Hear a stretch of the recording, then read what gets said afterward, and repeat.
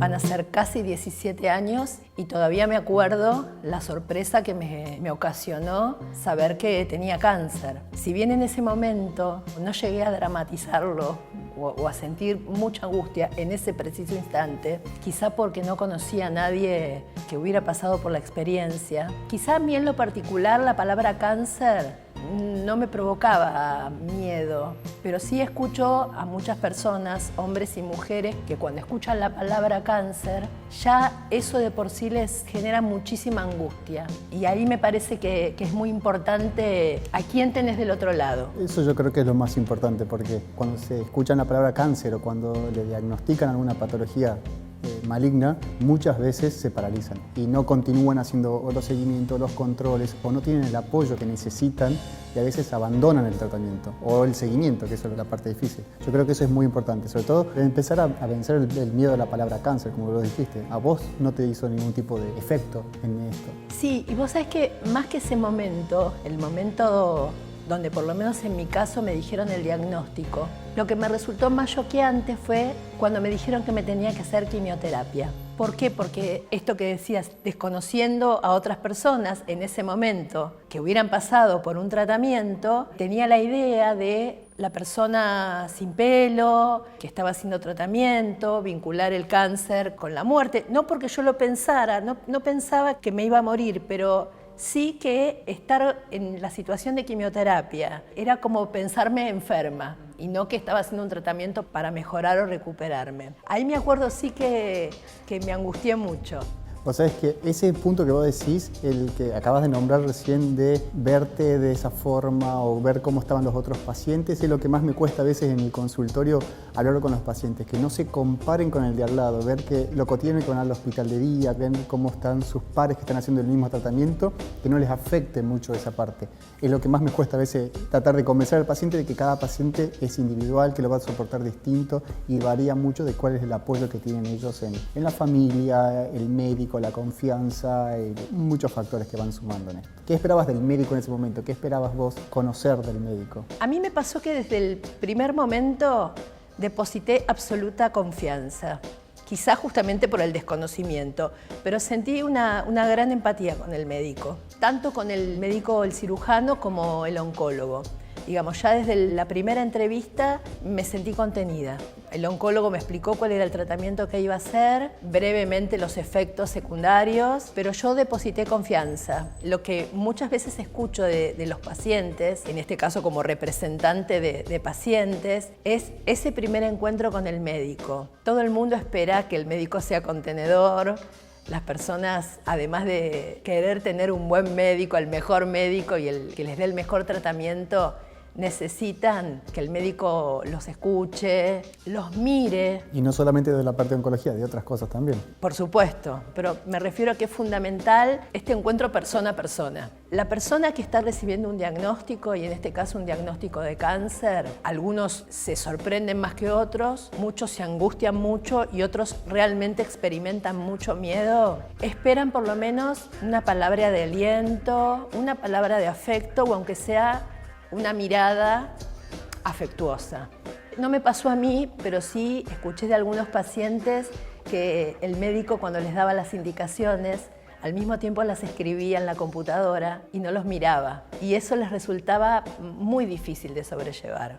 Cuando yo tengo que dar una noticia así, un diagnóstico oncológico, varía muchísimo también, depende de quién tengo delante. Está un paciente solo, a veces hay reacciones bastante dispares y entonces uno lo que trata es hacerlo por etapas. La primera etapa es hablar del diagnóstico, en qué consiste la enfermedad, cómo es el pronóstico, cómo va a ser su evolución y en un punto, en una entrevista secundaria, va a ser hablar de la parte más administrativa, de cómo va a ser tu tratamiento, los efectos adversos, porque darle toda la información a una persona que no está acompañada a veces no la asimila bien. En cambio, cuando las entrevistas son más familiares, hay mucha gente que está involucrada con el paciente, con la patología, los escuchan, los acompañan, es más fácil. Siempre cuando están acompañados, para mí prefiero, y el consultorio a veces que son chicos, pero ayuda muchísimo a que los pacientes entren acompañados porque me resuelven muchísimas cosas. Cosas que uno se puede olvidar, pacientes que el familiar familiar se acuerda, pregunta sobre cosas que a veces pasan menores, qué tipo de alimento pueden comer, qué tipo de actividades pueden realizar, la vida social, etcétera, todo esto que lo refrescan los familiares. Y algo importante cuando van a hacerse la quimioterapia es que vayan con la persona con la que se sienten cómodos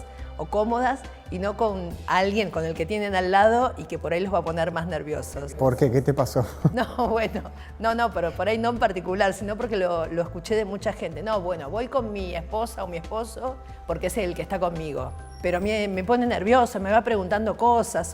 Entonces, nosotros lo que le decimos es, cuando andás con alguien, con una amiga, con alguien con quien lo pases bien, tenés que ir distendida, distendido, llévate un libro, lee, llévate música. De eso tuve un caso muy particular de una paciente que la paciente lo calmaba al esposo, decía, no, quédate tranquilo, vamos a salir bien, le decía, vamos a ir haciendo bien el tratamiento, quédate tranquilo, decía. Claro, y eso también pasa. Es muy importante. Es cierto. Los tratamientos se toleran mucho más de lo que se toleraban tiempo atrás. Tenemos cómo manejarlo mejor, entonces los pacientes se embarcan en un tratamiento de una mejor manera. ¿Cómo fue tu experiencia con la quimioterapia? No tuve la quimioterapia más fuerte, pero los efectos fueron similares. No tuve alopecia, sí perdí mucho pelo.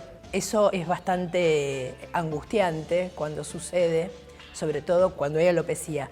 Pero en particular sí sentí náuseas en algunos momentos, un gran decaimiento, el famoso gusto metálico en la boca, pero sobre todo cansancio. Y cuando veo hoy fotos de aquella época, estaba demacrada, estaba más delgada, e hice los rayos al mismo tiempo, por lo tanto estaba mucho más cansada. Lo que entendí con el tiempo es que es muy difícil para la familia, porque quien está haciendo el tratamiento, que es el protagonista, tiene que ir a hacer las consultas, ir a hacer los tratamientos, estar atento a un montón de situaciones. La familia no sabe cómo se siente esa persona, tiene mucho miedo, bueno, no está en el cuerpo de esa persona, no sabe cómo ayudarla, no sabe qué preguntarle, no sabe si quedarse callado o hablar. En su momento, hace mucho tiempo, como dije antes, casi 17 años, me parecía que no, que yo era la única que no lo estaba pasando bien. Pero tanto mis padres, por supuesto mi esposo, mis hijos chicos, estaban muy pendientes. Y también me encontré en la situación de contener a los demás, que entendieran que estaba bien y que iba a estar bien, que estaba haciendo el tratamiento para estar mejor. ¿Y recomendás que busquen algo en internet la gente o no? No, solo que entren en las páginas de las asociaciones para ver qué hacemos y cómo los podemos ayudar. No, que no busquen en internet, porque en principio hay un montón de cosas que no son veraces. Según la fuente, bueno, pueden ser malintencionadas o no, pero la gente no lo sabe. Y también leer cosas de más que no le van a servir, por ahí no tienen que ver con lo que les está pasando. Así que no les recomendamos al doctor Google para nada, para nada. La vida después del tratamiento a veces es muy interesante. También, de vuelta, hay muchísimos casos buenísimos con todo esto donde los pacientes te hacen parte de la vida porque ya es tan rutinario, se involucran tanto, te cuentan desde lo que le pasó con la toxicidad de la quimioterapia o de los distintos tratamientos hasta cómo van sus proyectos laborales, sus proyectos de familia, y los casos mucho más emblemáticos que me tocaron vivir es cuando te traen y te presentan el hijo y van progresando y ya van pasando casi 10 años de su tratamiento y eso evoluciona mucho más. El vínculo que se genera el médico y el paciente post-tratamiento yo creo que es mucho más fuerte que durante el tratamiento. A veces es muy importante cambiar el estilo de vida porque eso es muchas veces el factor de riesgo predisponente para alguna condición clínica que te cambia, como por ejemplo falta de actividad física, de cambios alimentarios, etc. Pero es importante ese cambio en la conducta que también te refleja que avanzaste, progresaste, ya está, pasó la enfermedad, pasó la situación difícil de tratamiento, ahora pasar adelante, seguir, no volver a repetirlo. Eso es lo más importante en esto. Y trabajar todos en los factores de riesgo que sí podemos modificar, como dijiste vos, el sedentarismo, la alimentación, no fumar, reducir el alcohol o no tomar alcohol, es decir, esas cosas que van a favorecer el estado de salud. ¿A vos te cuesta mucho dar malas noticias? Hoy ya no, porque uno al principio sí, porque uno al principio no tiene la costumbre y eso yo creo que es una falencia que tenemos desde la universidad, de que no nos enseñen a dar esas malas noticias. De todas formas, ningún ser humano creo que esté preparado para dar malas noticias ni para recibir las malas noticias. Por lo tanto, uno va aprendiendo con cada paciente y cada paciente es un desafío para mí para intentarle darle una noticia y que no lo afecte desde lo emocional, pero que tampoco sea poco realista la información que le esté dando al paciente. Y eso uno lo va trabajando, lo va aceitando día a día con cada paciente. Y uno aprende de los pacientes porque depende de la cara que te pone el paciente por delante cuando vos le diste esa información, que tanto le cayó. Entonces vos te vas, esa interacción que tenés con el paciente es fundamental para guiar tu informe, para guiar tu situación. También importa muchísimo los mentores, o sea, la gente que nos formó a nosotros. También uno aprende de ellos, cómo darles información. Sí. Sí, en general debe costar bastante. No hay ningún manual, claramente. No existe un manual para darte una información adecuada o que no te vaya a afectar, como en todo, no solamente en oncología, en cualquier parte de la medicina, o cualquier vínculo que uno puede tener. Las palabras son las que, el vehículo de la información, no es lo mismo eso. Bueno, en esto que decís de las palabras, venimos trabajando mucho el lenguaje en cáncer.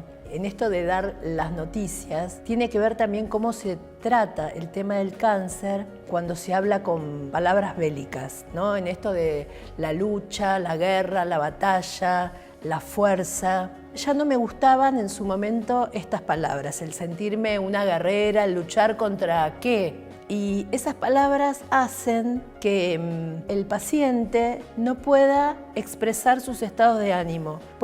Y me pasó personalmente y recuerdo cuando me dijeron que me tenía que hacer quimioterapia. En ese momento yo sentí que se me cayó el mundo y me angustié mucho. Y tanto mi esposo que tenía al lado como el médico, vamos, vamos, tenés que ser fuerte.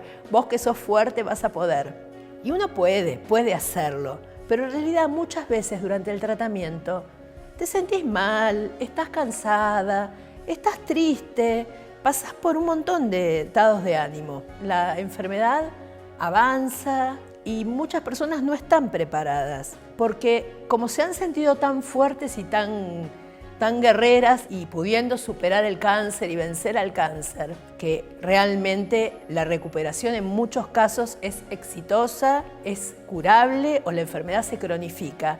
Pero con estas palabras bélicas donde te ponen en esa situación de guerrero, de victorioso, de lucha, de un ganador y de un vencedor, porque hay alguien que gana y alguien que pierde justamente, y alguien te tiene que decir que tu enfermedad avanzó lejos de haberte curado, la frustración de esa persona es muy grande. Y en general sienten que fracasaron. Como paciente, ¿qué esperás para la oncología? O para el oncólogo en sí también. Hay un montón de tratamientos nuevos, innovadores. Los pacientes en general esperan tratamientos que los lleven a la cura del cáncer que tienen o a la mejora, a sentirse bien, a tener una buena calidad de vida con el tratamiento, a que sean tratamientos que les permitan ir a trabajar, como tomar una medicación de manera oral, poder hacer una vida social lo más parecida a la que tenían, fundamentalmente poder sentirse bien y que la enfermedad no avance. Están llegando nuevos medicamentos y cada día la investigación en oncología avanza a pasos agigantados. Y están llegando todos estos nuevos medicamentos cómodos, fáciles de tomar. Y una palabra que me quedó muy clara de un paciente que me dijo: esta medicación no me hace sentir que estoy enferma y lo estoy cumpliendo con el tratamiento. Entonces eso es buenísimo para el paciente, ese es el futuro que uno busca para sus pacientes. Y sí, estos desafíos que vos nombrás del acceso a la medicación es importante. Todos podemos llegar al diagnóstico temprano, más que nada, que es la única herramienta, la única clave para la curación de la enfermedad. Ese es mi deseo para el futuro de todo esto, que mi profesión sea indicar métodos de diagnóstico temprano, no tratamientos tan agresivos, etc. Entonces, eso sería no dejar de trabajar, no perder mi profesión, pero sí redirigir mi profesión hacia la prevención como oncólogo, ¿no? Sería el deseo máximo. Y por supuesto la detección temprana, poder acceder a los métodos de screening para detectar tempranamente, vacunarse cuando hay una vacuna para prevenir determinados tipos de cáncer y que las personas puedan acceder a consultas de control para detectar tempranamente cualquier situación.